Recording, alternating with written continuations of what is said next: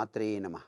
ప్రతి మానవుడు కూడా తన జీవితంలో ఇహలోకంలో సమస్త సుఖాలు, ధనము, సంతానము, కీర్తి, ప్రతిష్టలు అన్నీ అనుభవించి తర్వాత పరలోక సుఖాలు అనుభవించి చివరకు మోక్షాన్ని పొందేటువంటి మంత్రం మణికర్ణికా మంత్రం అని చెప్పేసి ఉన్నది.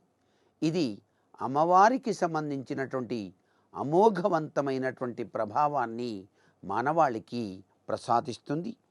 దీన్ని గనక ఎవరైతే గురు పరంపరాతత్వంలో చక్కగా గనక అనుష్ఠానం చేసి దానికి సంబంధించినటువంటి విధి విధానాన్ని చక్కగా ఆచరిస్తారో వారికి ఇహలోక సుఖం, పరలోక మోక్షం కూడా లభ్యపడతాయని చెప్పేసి మనకు లలితా మహాదేవి చక్కగా వివరణ ఇచ్చింది.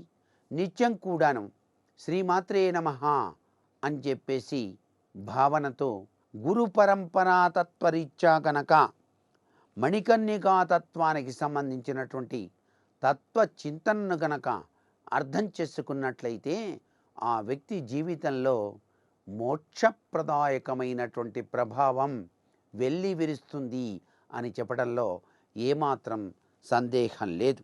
అయితే ఆ తల్లి జగత్కల్పవల్లి, అనురాగవల్లి.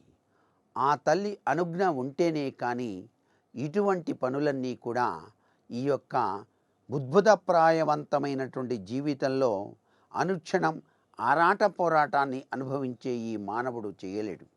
ఆ తల్లి అనుజ్ఞ కోసం కూడాను ఆ తల్లిని శరణాగతి పొందాలి అని చెప్పేసి శాస్త్రాలు తెలియచేస్తున్నాయి.